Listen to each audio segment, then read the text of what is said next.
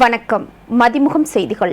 இன்றைய முக்கிய நிகழ்வுகளை பார்ப்பதற்கு முன்பாக தலைப்புச் செய்திகளை பார்க்கலாம்.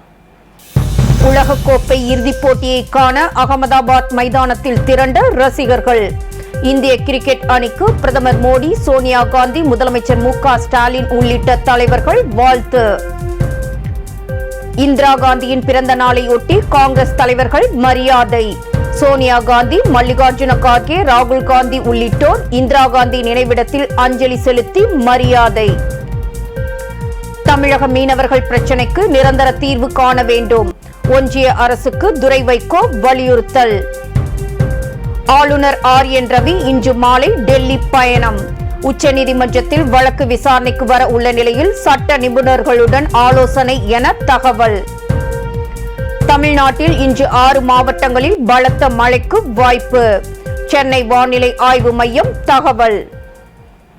உலகக்கோப்பை இறுதிப் போட்டியில் விளையாட உள்ள இந்திய அணிக்கு பிரதமர் மோடி, சோனியா காந்தி, முதலமைச்சர் மு.க. ஸ்டாலின் உள்ளிட்ட தலைவர்கள் வாழ்த்து தெரிவித்துள்ளனர். உலகக்கோப்பை கிரிக்கெட் தொடருக்கான இறுதிப் போட்டி அகமதாபாத்தில் உள்ள நரேந்திர மோடி மைதானத்தில் நடைபெறவுள்ளது. இந்த போட்டியில் இந்தியா மற்றும் ஆஸ்திரேலிய அணிகள் மோதுகின்றன. நடப்பு உலகக்கோப்பை போட்டியில் தோல்வியை சந்திக்காத அணியாக திகழும் இந்திய அணி இறுதிப் போட்டியில் வெற்றி பெற்று 3வது முறையாக கோப்பையை கைப்பற்ற தீவிரம் காட்டி வருகிறது. அதேபோல் இறுதிப் போட்டியில் வெற்றி பெற்று 6வது முறையாக கோப்பையை கைப்பற்ற ஆஸ்திரேலிய அணி முனைப்பு காட்டி வருகிறது. இந்நிலையில் உலகக்கோப்பை இறுதிப் போட்டியில் விளையாட உள்ள இந்திய அணிக்கு பிரதமர் மோடி வாழ்த்து தெரிவித்துள்ளார். இது தொடர்பாக பிரதமர் மோடி தனது எக்ஸ் வலைதள பக்கத்தில் வெளியிட்டுள்ள பதிவில் all the best team India என குறிப்பிட்டுள்ளார். இது தொடர்பாக கருத்து தெரிவித்துள்ள சோனியா காந்தி, உலகக்கோப்பை தொடரில் சிறப்பாக விளையாடும் இந்திய அணிக்கு தனது வாழ்த்துக்கள் என்றும், ஒற்றுமை, கடின உழைப்பு உங்களின் அசைக்க முடியாத நம்பிக்கை என மதிப்புமிக்க பல பாடங்களை கொண்டுள்ளதாக குறிப்பிட்டுள்ளார். 3வது முறையாக உலகக்கோப்பையை வெல்ல வேண்டும் என இந்திய அணிக்கு தமிழ்நாடு முதலமைச்சர் மு.க. ஸ்டாலின் வாழ்த்து தெரிவித்துள்ளார். முன்னாள் பிரதமர் இந்திரா காந்தியின் 106வது பிறந்த நாளையொட்டி சோனியா காந்தி, ராகுல் காந்தி உள்ளிட்டோர் அவரது நினைவிடத்தில் அஞ்சலி செலுத்தினர். மறைந்த முன்னாள் பிரதமர் இந்திரா காந்தியின் 106வது பிறந்த நாள் இன்று கொண்டாடப்பட்டு வருகிறது.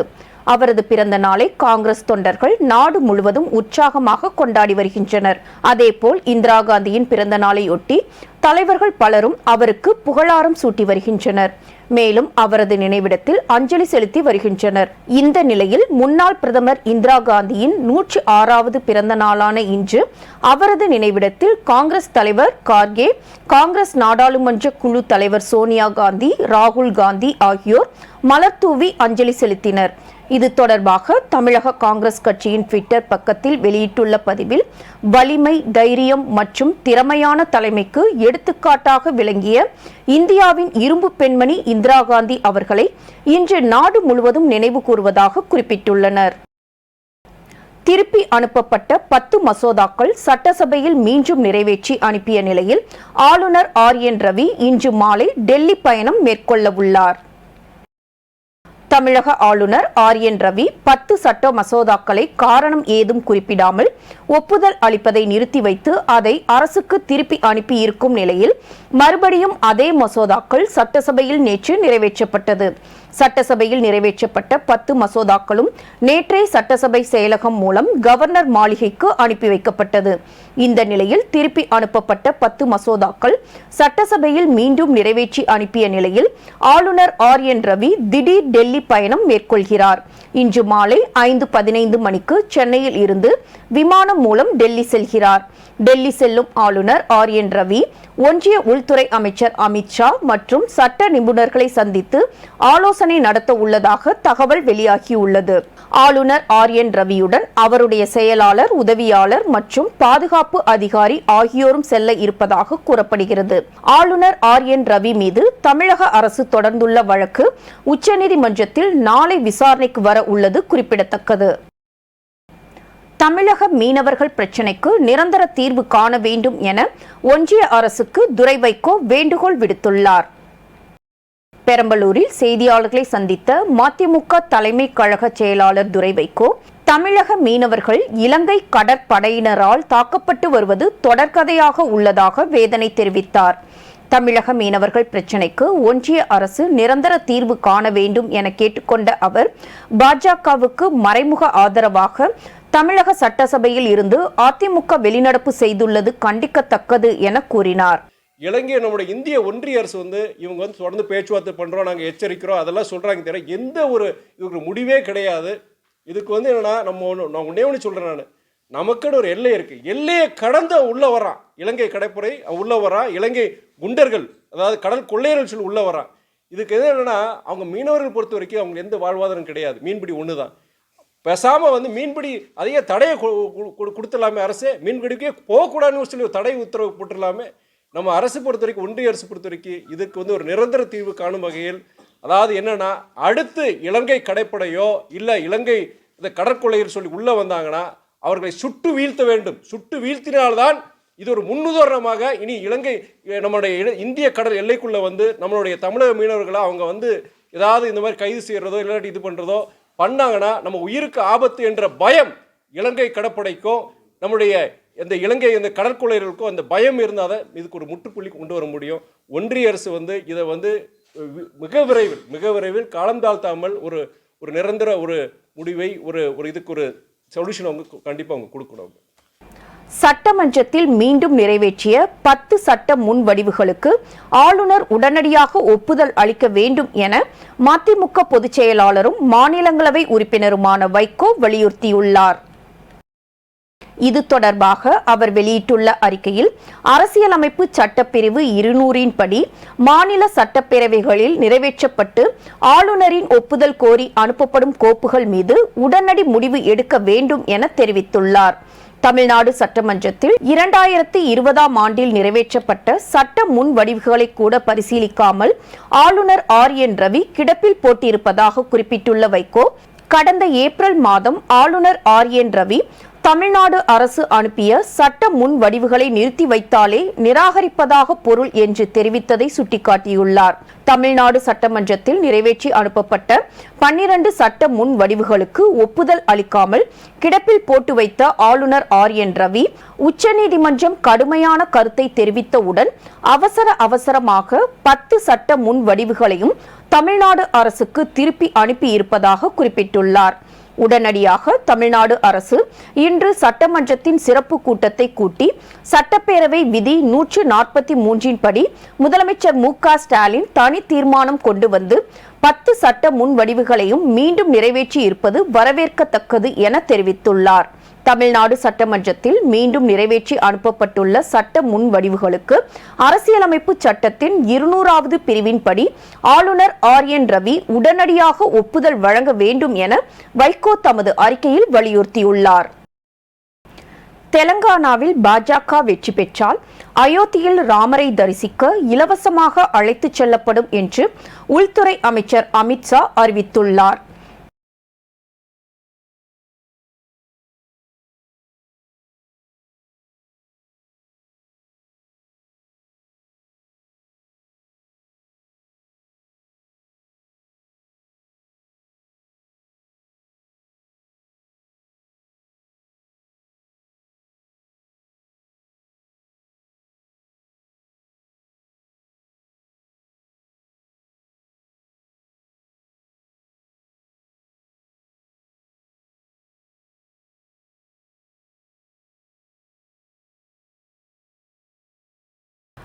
தமிழ்நாடு மீனவர்களுக்கு வழங்கப்படும் மானிய டீசல் எரிஎண்ணெய் அளவினை உயர்த்தி தமிழ்நாடு அரசு அரசாணை வெளியிட்டுள்ளது.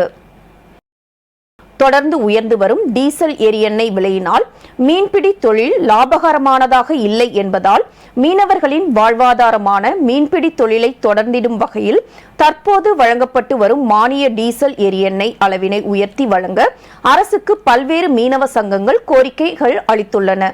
இது தொடர்பாக தமிழக அரசு வெளியிட்டுள்ள அறிக்கையில், தமிழ்நாடு கடல் மீன்பிடி ஒழுங்குபடுத்தும் சட்டத்தின் கீழ் பதிவு செய்யப்பட்ட மீன்பிடி விசைப்படகுகளுக்கு வழங்கப்படும் விற்பனை வரி விலக்களிக்கப்பட்ட அதிவேக டீசல் எரி எண்ணெய் அளவினை படகு ஒன்றுக்கு ஆண்டொன்றுக்கு 18,000 லிட்டரில் இருந்து 19,000 லிட்டர் வீதமும், இயந்திரம் பொருத்தப்பட்ட நாட்டு படகுகளுக்கு படகு ஒன்றுக்கு ஆண்டு ஒன்றுக்கு 4,000 லிட்டரில் இருந்து 4,400 லிட்டர் வீதமும் உயர்த்தி வழங்க அறிவிப்பு வெளியிட்டுள்ளது.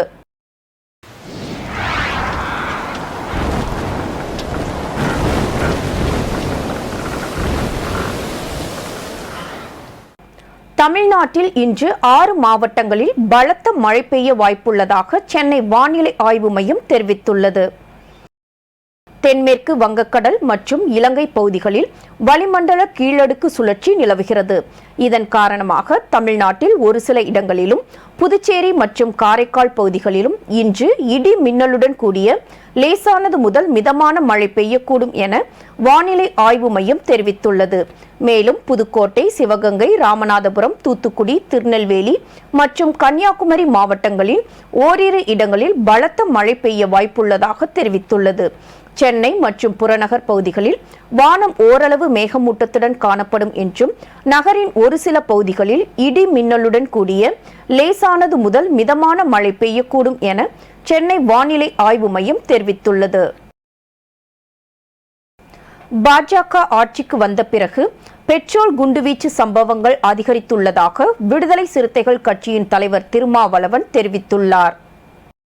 கோவை விமான நிலையத்தில் செய்தியாளர்களை சந்தித்து பேசிய அவர், சட்டமன்றத்தில் நிறைவேற்றி அனுப்பிய மசோதாக்களை கையெழுத்திடாமல் திருப்பி அனுப்பிய ஆளுநரின் நடவடிக்கை ஜனநாயகத்திற்கு எதிரானது என குறிப்பிட்டார். பல்கலைக்கழக மசோதாக்களுக்கு ஒப்புதல் அளிப்பதிலே ஆளுநருக்கு என்ன சிக்கல், அது என்ன அவர் பிழை கண்டார், என்ன திருத்தம் செய்ய விரும்புகிறார், என்ன விளக்கம் கேட்க விரும்புகிறார் என்பதை அவர் வெளிப்படையாக பொதுமக்களுக்கு அறிவிக்கட்டும். அவர் இந்த மசோதாக்களில் அவர் குறிப்பு எழுதுவது இருக்கட்டும், முதல்வருக்கு அவர் குறிப்பு எழுதுவது இருக்கட்டும். அவர் வெளிப்படையாக இன்றைக்கு இது ஒரு பொதுவெளியில் விவாதிக்கக்கூடிய ஒன்றாக மாறியிருக்கிற நிலையில் ராஜ்பவன் ஏன் இதற்கு விளக்கம் கொடுக்கக்கூடாது? என்ன காரணங்களுக்காக இந்த 10 மசோதாக்களையும் பல்கலைக்கழக மசோதாக்களை நான் ஒப்புதல் அளிக்காமல் திருப்பி அனுப்பினேன் என்கிற விளக்கத்தை அவர் தரட்டும். இதில் எந்த அரசியல் காழ்ப்புணர்ச்சியும் இல்லை. ஆளுநருடைய போக்குதான் அரசியல் காழ்ப்புணர்ச்சி கொண்டதாக இருக்கிறது. ஆளுநருடைய நடவடிக்கை என்பதுதான் சமூக நீதி அரசியலுக்கு எதிரானதாக இருக்கிறது. ஆகவே விடுதலை சிறுத்தைகள் கட்சி ஆளுநரை திரும்பப் பெற வேண்டும் என்று வலியுறுத்துகிறது. மருத்துவ பரிசோதனைக்காக சென்னையில் உள்ள தனியார் மருத்துவமனையில் தேமுதிக தலைவர் விஜயகாந்த் அனுமதிக்கப்பட்டுள்ளார். தொண்டையில் தொற்று ஏற்பட்டுள்ளதால் அவர் மருத்துவமனையில் அனுமதிக்கப்பட்டு சிகிச்சை பெற்று வருவதாக தகவல் வெளியாகியுள்ளது. கடந்த 2016ஆம் ஆண்டிற்கு பிறகு தேமுதிக தலைவர் விஜயகாந்துக்கு அடிக்கடி உடல்நலக்குறைவு ஏற்படுவதால் அவர் தீவிர அரசியலில் இருந்து விலகி உள்ளார். விஜயகாந்தின் உடல்நலக்குறைவு தொடர்பாக தேமுதிக தலைமை கழகம் வெளியிட்டுள்ள அறிக்கையில், விஜயகாந்த் வழக்கமான மருத்துவ பரிசோதனைக்காக சென்று இருப்பதாகவும் ஓரிரு நாளில் வீடு திரும்புவார், வதந்திகளை யாரும் நம்ப வேண்டாம் எனவும் தெரிவிக்கப்பட்டுள்ளது. மயிலாடுதுறையில் உள்ள அரசு உதவி பெறும் தேசிய தொடக்கப்பள்ளியில் குழந்தைகள் தின விழா கொண்டாடப்பட்டது. நவம்பர் 14ஆம் தேதி மழையின் காரணமாக மயிலாடுதுறை மாவட்டத்தில் பள்ளிகளுக்கு விடுமுறை அளிக்கப்பட்டதால் இவ்விழா தற்போது கொண்டாடப்பட்டது. பள்ளி செயலர் சந்திரசேகரன், கல்வி ஆலோசகர் பத்மநாபன் ஆகியோர் தலைமையில் நடைபெற்ற விழாவில் ஏராளமான குழந்தைகள் கலந்து கொண்டு நேரு வேடம் அணிந்து அசத்தினர். தொடர்ந்து குழந்தைகள் நிகழ்த்திய பரதம், வில்லுப்பாட்டு, கரகாட்டம், குழுப்பாட்டு, பேச்சுப் போட்டி ஆகிய நிகழ்வுகள் பார்வையாளர்களை வெகுவாக கவர்ந்தது. அரியலூர் மாவட்டத்தில் மர்மமான முறையில் முதியவர் ஒருவர் இறந்து கிடந்துள்ள சம்பவம் அப்பகுதி மக்களிடையே அச்சத்தை ஏற்படுத்தியுள்ளது. அரியலூரில் மார்க்கெட் தெருவில் தேரடி பேருந்து நிறுத்தத்தில் மரவனூர் கிராமத்தைச் சேர்ந்த அறிவழகன் என்ற முதியவர் மர்மமான முறையில் இறந்துள்ளதாக அப்பகுதி மக்கள் காவல்துறைக்கு தகவல் தெரிவித்தனர்.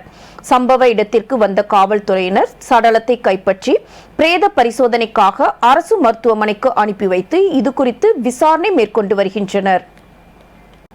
வேலூர் மாவட்டம் மகாநதி ஆற்றின் கரையோரம் உள்ள ஆக்கிரமிப்பு வீடுகளை அகற்ற முற்பட்ட போது 3 பெண்கள் தீக்குளிக்க முயன்றதால் பரபரப்பு ஏற்பட்டது.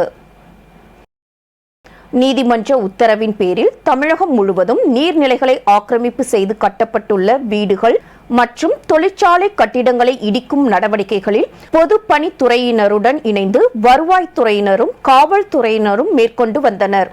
முதல் கட்ட நடவடிக்கையாக குடியாத்தம் கவுண்டவுன் மகாநதி கரையோரம் உள்ள 1180 வீடுகள் இடிக்கப்பட்ட நிலையில் அவர்களுக்கு வீட்டுமனை பட்டா பல்வேறு பகுதியில் வழங்கப்பட்டது. இதனைத் தொடர்ந்து அந்த இடத்தில் வீடு கட்டுவதற்காக சென்ற பொதுமக்களிடம் பல்வேறு தரப்பினர் எதிர்ப்பு தெரிவித்து வந்தனர். இந்நிலையில் மீண்டும் குடியாத்தம் NSK நகர் பகுதியில் ஆக்கிரமிப்பில் கட்டப்பட்டுள்ள வீடுகளை இடிக்கும் பணியில் பொதுப்பணித்துறையினர் ஈடுபட முயன்ற போது பட்டா வழங்குவது குறித்த நடவடிக்கைக்கு நல்ல தீர்வு கிடைக்கும் வரை வீடுகளை இடிக்கக்கூடாது என 3 பெண்கள் தீக்குளிக்க முயன்றதால் பரபரப்பு ஏற்பட்டது. மேட்டூர் அணை நீர்வரத்து 3193 கன அடியாக குறைந்துள்ளது. மேட்டூர் அணைக்கு வரும் நீரின் அளவு வினாடிக்கு 4165 கன அடியிலிருந்து வினாடிக்கு 3193 கன அடியாக குறைந்துள்ளது. அணையில் இருந்து குடிநீர் தேவைக்காக வினாடிக்கு 250 கன அடி வீதம் தண்ணீர் திறக்கப்பட்டு வருகிறது.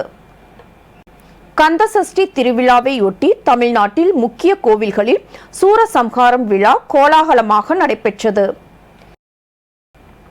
வேலூர் கோட்டையில் உள்ள ஸ்ரீ ஜலகண்டீஸ்வரர் ஆலயத்தின் சார்பில் கந்தசஷ்டி திருவிழாவையொட்டி சூரசம்ஹார பெருவிழாவானது வேலூர் கோட்டை மைதானத்தில் நடைபெற்றது. இதில் ஆயிரக்கணக்கான பக்தர்கள் அரோகரா முழக்கங்களை எழுப்பி சுவாமி தரிசனம் செய்தனர். மயிலாடுதுறையில் தர்மபுரம் ஆதீனத்திற்கு சொந்தமான வதான்யேஸ்வரர் கோயிலில் நடைபெற்ற சூரசம்ஹார விழாவில் தர்மபுரம் ஆதீன கட்டளை ஸ்ரீமத் சிவகுருநாத தம்பிரான் சுவாமிகள் மற்றும் ஏராளமான பக்தர்கள் கலந்து கொண்டு தரிசனம் செய்தனர். திருவண்ணாமலை சின்ன கடை தெருவில் உள்ள வடவீதி சுப்பிரமணியர் ஆலயத்தில் நடைபெற்ற சூரசம்ஹாரம் நிகழ்ச்சியில் சுற்றுவட்டார பகுதிகளில் இருந்து பல்லாயிரக்கணக்கான பக்தர்கள் கலந்து கொண்டு சூரசம்ஹார நிகழ்ச்சியை கண்டுகளித்தனர். திருப்பரங்குன்றம் அருள்மிகு சுப்பிரமணிய சுவாமி கோயிலில் கந்தசஷ்டி திருவிழாவின் முக்கிய நிகழ்ச்சியாக சூரசம்ஹார லீலை நடைபெற்றது. மயிலாடுதுறையில் நடைபெற்ற கூட்டுறவு வார விழாவில் 6850 உறுப்பினர்களுக்கு 51.31 கோடி நலத்திட்ட உதவிகளை அமைச்சர் மெய்யநாதன் வழங்கினார்.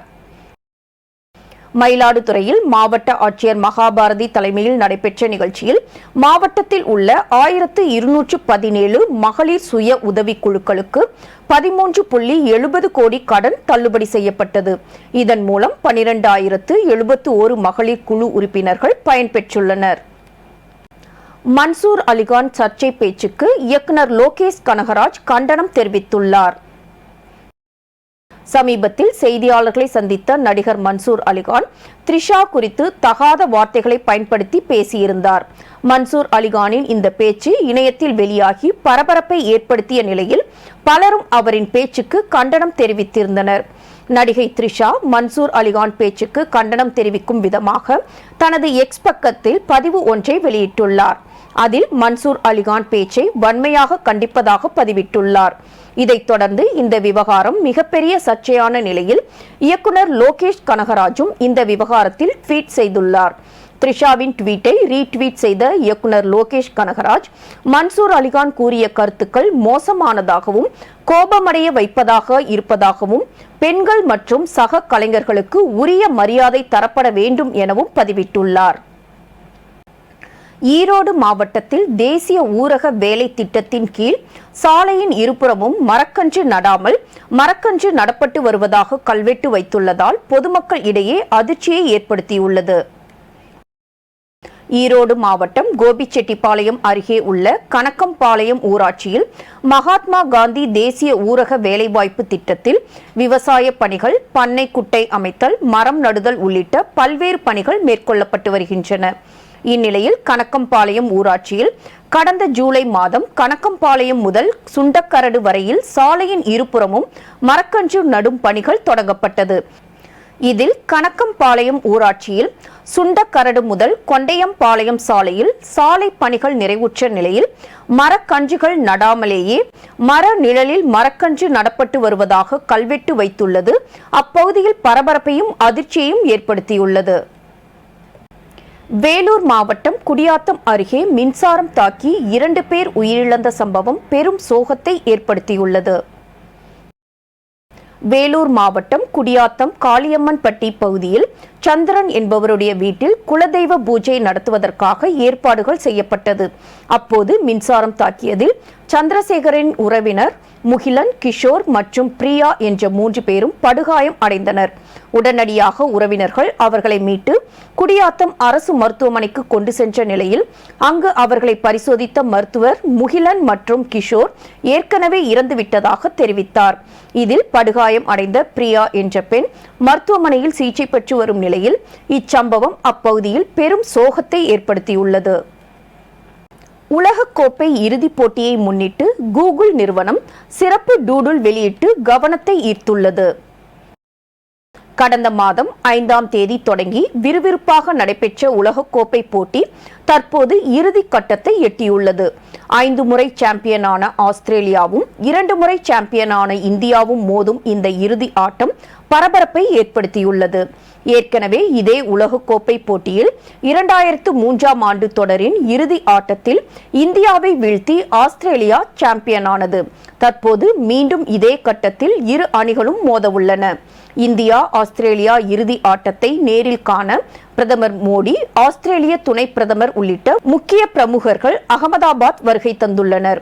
இது தவிர இந்தியாவுக்காக உலகக்கோப்பை வென்ற கேப்டன்களான கபில்தேவ், MS தோனியுடன் சச்சின் டெண்டுல்கர் உள்ளிட்ட கிரிக்கெட் நட்சத்திரங்களும் கலந்து கொள்கின்றனர். இந்நிலையில் உலகக்கோப்பை கிரிக்கெட் போட்டியின் இறுதி ஆட்டத்தில் இந்தியா மற்றும் ஆஸ்திரேலியா இன்று மோதவுள்ள நிலையில் இதை கொண்டாடும் விதமாக சிறப்பு கவன ஈர்ப்பு சித்திரத்தை கூகுள் வெளியிட்டுள்ளது. மீண்டும் தலைப்புச் செய்திகள். உலகக்கோப்பை இறுதிப் போட்டியை காண அகமதாபாத் மைதானத்தில் திரண்ட ரசிகர்கள். இந்திய கிரிக்கெட் அணிக்கு பிரதமர் மோடி, சோனியா காந்தி, முதலமைச்சர் MK ஸ்டாலின் உள்ளிட்ட தலைவர்கள் வாழ்த்து. இந்திரா காந்தியின் பிறந்த நாளையொட்டி காங்கிரஸ் தலைவர்கள் மரியாதை. சோனியா காந்தி, மல்லிகார்ஜுன கார்கே, ராகுல் காந்தி உள்ளிட்டோர் இந்திரா காந்தி நினைவிடத்தில் அஞ்சலி செலுத்தி மரியாதை. தமிழக மீனவர்கள் பிரச்சினைக்கு நிரந்தர தீர்வு காண வேண்டும். ஒன்றிய அரசுக்கு துரை வைகோ வலியுறுத்தல். ஆளுநர் RN ரவி இன்று மாலை டெல்லி பயணம். உச்சநீதிமன்றத்தில் வழக்கு விசாரணைக்கு வர உள்ள நிலையில் சட்ட நிபுணர்களுடன் ஆலோசனை என தகவல். தமிழ்நாட்டில் இன்று 6 மாவட்டங்களில் பலத்த மழைக்கு வாய்ப்பு. சென்னை வானிலை ஆய்வு மையம் தகவல். இத்துடன் செய்திகள் நிறைவடைந்தன. மீண்டும் செய்திகள் இரவு 8 மணிக்கு. மேலும் செய்திகளை தெரிந்து கொள்ள மதிமுகம் பிரைம் யூடியூப் தளத்தில் இணைந்திருங்கள்.